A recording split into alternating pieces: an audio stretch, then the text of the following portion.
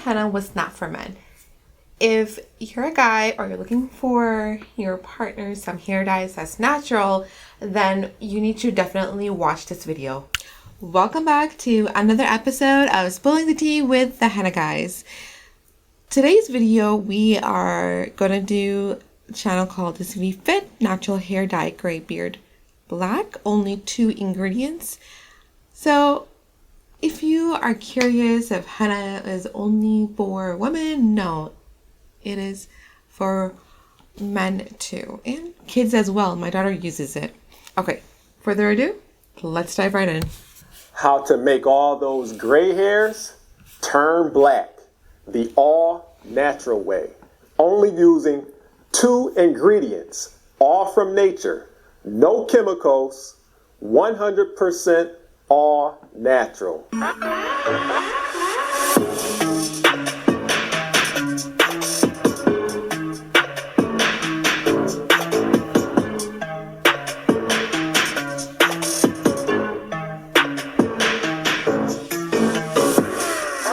So as I've gotten older, the gray hairs, they have just been popping in all over the place. They're coming non-stop. I can't stop it. But hey, it happens to everyone. It comes with the age. But say you get a little tired of that. Say you want to have yourself a little more youthful appearance. That's what we're going to do today by using this natural hair dye, the henna and the indigo. We're going to take these 2 and apply it to the hair. And I'm going to show you how to turn these gray hairs black. Me personally, I like having my hair natural. I let the grays come in. It shows that elderly look. It shows that wisdom.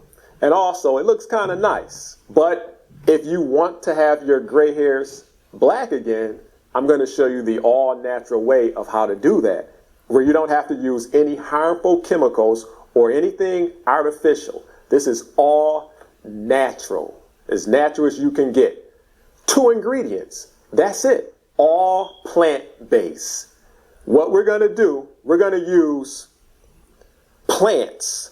We're going to use 100% natural henna, and we're also going to use 100% natural indigo. And both of these are derived from plant leaves. You got the henna, you take the leaves of the plant, you dry them out, you grind them up, and you get this powder that you see here.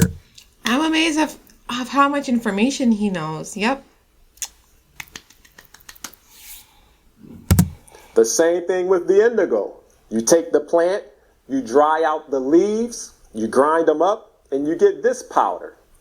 And when you mix these with water and you apply it to the hair, you can turn those gray hairs black again. And we're going to do that in this 2-step process.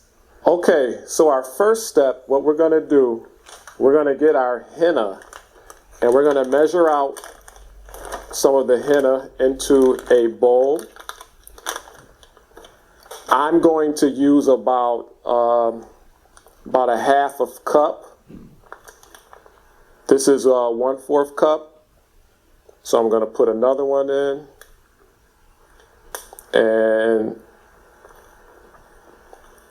this is going to give us about 1/2 cup of henna. Depending upon how much hair you have will depend upon how much henna you use. The longer hair you have, the more henna you would need. And the next step, what you're going to do is you're going to take a cup of warm water, and you're going to pour the warm water into the henna, just like that.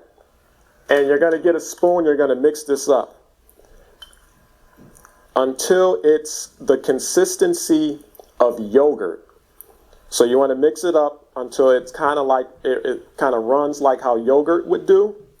This is kind of thick, so I'm going to add a little more water. There you go. And you can see how it is. So it's kind of like a trial and error. You're going to keep adding water until you mix it up and you're going to get that yogurt consistency. You can see it's taking form. Make sure all of the henna powder is absorbed by the water.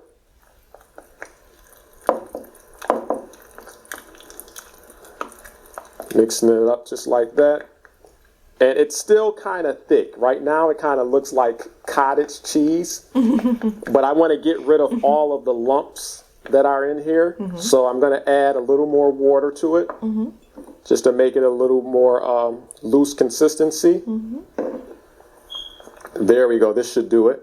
And if you pour too much water in, you can always add a little more henna to thicken it up a little bit more. He's right. Yeah, you don't have to get like every single lump out, but the more you get out, the better. So once the henna is mixed up, you are going to take some plastic wrap, cover your bowl.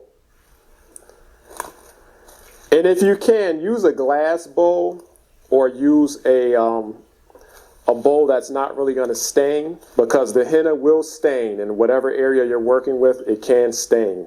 You're going to wrap it in plastic and you're going to let it sit overnight. The dyes need time to release, and once they're released, the color will get a little deeper. And then what we're going to do, we're going to apply this to the hair. First, we're going to wash our hair, then we're going to apply this to the hair.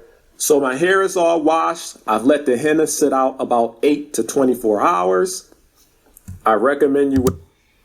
So not 24 hours. You want to leave the henna out 8 to 10 hours. I don't know if you applied Vaseline, but I would highly recommend applying Vaseline around your creases, wherever you want to apply henna. Just make sure you apply Vaseline so it doesn't stain gloves your at skin. this step, because the henna will get messy and stain the fingers. You're going to apply it to the hair. Make sure you get all of the beard, the hair, all of the grays, all of the blacks. You want to cover that up with the henna. Massage it in there and get it all over. This is how it looks once it's all in there. Next step, you're going to take a plastic hair net, cover the head. This step is optional. You don't have to do this, but the henna does get messy and it gets all over. So you may want to do. So not optional. You want to keep the henna moist, and with the heat, you want to keep it trapped so it gives you the maximum results. Otherwise, if you don't put it on, yes, like you said, it can be messy because, you know, it will dry. So the best is you must put that on. And I always recommend putting on a towel on top of the plastic wrap or like a saran wrap. But it's optional. So you're just going to let this sit in the hair about 2 to 3 hours. Okay, so I washed my hair and I rinsed out all of the henna, the excess henna that was on there. And I just washed my hair with warm water. And you can see the results after the henna was applied. It dyed all of the grays this orangish reddish color. As expected, pure henna will color your grays, as you can see. As you can see, all in the beard, up under there. That's what you get when you just use the henna alone. So now the next step, what we're going to do, we're going to apply the indigo right on top of this. And once the indigo sets in, these hairs that are this orangish reddish color, they should turn black once we apply the indigo. The indigo is kind of like a purplish greenish type color when you mix it up and when you put it on. But once it absorbs and dries into the hair, it's going to turn these hairs black. If we would have just did the indigo without the henna, then the hairs, they would have looked blue, green, purple. I'm impressed. He really did his research. Yes, indigo, you should not apply it alone. Either you need to mix pure henna into indigo powder, or you need to apply it as a two-step, which he's doing it. They wouldn't have turned out right. So that's why we have to do the two-step process, beginning with the henna first and then the indigo. Okay, our next step, we're gonna apply the indigo.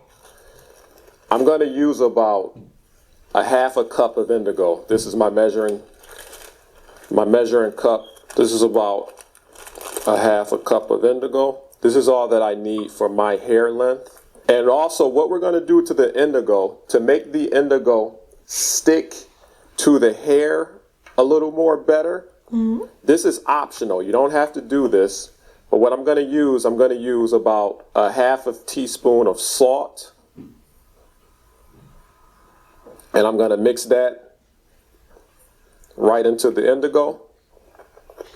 This is optional, but when you add the salt, it allows for the indigo to adhere to the hairs a little better. It lets it stick a little longer. So the next step, just like what we did with the henna, we're going to add some warm water. And we want the consistency to be about the consistency of yogurt. So that's what we're going to do now. And this is a little more difficult to mix up because it doesn't quite, the indigo kind of floats on top of the water, and you really have to stir it, and you really have to kind of chunk it up. It doesn't absorb the water all that good. So as you can see, it looks green, and this is how it initially looks once you start the mixing process. It's going to look green, and then once it begins to dry, it's going to turn into like a bluish purplish color. And when we did the henna, we had to let this sit out about 8 hours, 8 to 24 hours. You had to let the henna sit out, but not the indigo. The indigo, it only needs to sit out at least like probably just 10 minutes at the most. You can actually start applying it to your hair while it's like this. Okay, this is perfect. And we're going to apply this right to the hair. I'm going to get these gloves. You're going to need some gloves because your fingers will get the dye on them and they will get a little messy. Got my indigo going on. You can see the indigo is more of a greenish tint. It's like a dark green, and it's gonna eventually turn a blue-black, like a purple type color once it sets in the hair. Massage it in so you get to the roots of the hair. Get it all in there. You want to cover all of the orange. Color all of that orange, the henna, you want to cover it with this indigo. The indigo is a lot thicker than the henna. When you put it on, it's going to be a lot thicker, more pasty. So just keep that in mind. And also, both the henna and the indigo, they have a weird smell. So you're going to smell, and it's It has an earthy scent to it, but if you don't like it and you want to add some scent to it, I would recommend like lavender essential oil, rosemary, tea tree, something to your preference, but no citrus. It's going to have a... I want to add on that the essential oils have benefits to it, so that would be like a plus if you add those in henna. weird smell, just don't mind that. Okay, so I applied the indigo, and you can see how it looks. Just going to turn around just so you can see. Get it all over and cover those grays, the grays that you colored with the henna that turned orangish reddish color. Make sure you cover all of that with the indigo. But I'm going to cover my hair with a plastic net, and the dyes can release, and that's going to take about a 2-hour process. So once you have this on, you're going to let this sit on for about 2 hours. That way the indigo can penetrate into the rest of the hair. And when we take this off and wash out the indigo, it should be a nice black color. I'm going to cover the beard also. You don't have to, but once it dries, it starts to crumble. Just do it! Starts to fall. So I'm just going to put this over the beard. Okay, so I've had the indigo in the hair setting about a little over 2 hours now. So I'm going to take off the plastic bag. I'm going to wash the hair, and we're going to see the final results. But first, let me take off the plastic bag so you can see how it looks. And you're going to get a lot of some drips, so just be careful. You can see the dye in the bag. Gonna take this off. Okay, so this is how we're looking right now after a little over 2 hours with the indigo. So the next step that I'm gonna do, I am going to wash my hair with some warm water. I'm gonna wash all of this out, and after that, you should see the final results. It should all be black after I wash out this indigo. So we're all done. I think it turned out pretty good.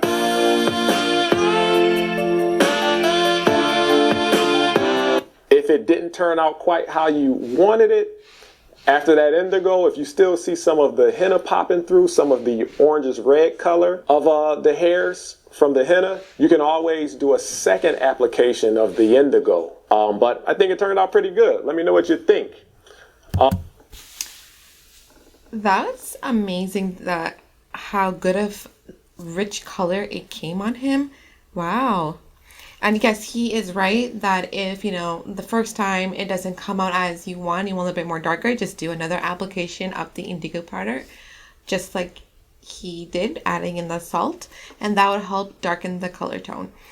This was a very good video. I liked each detail he explained, and now here is a video and live example that henna and indigo also works for guys too, not just for women. Well, I hope you enjoyed the video. Till next time, don't forget to like, comment, and subscribe.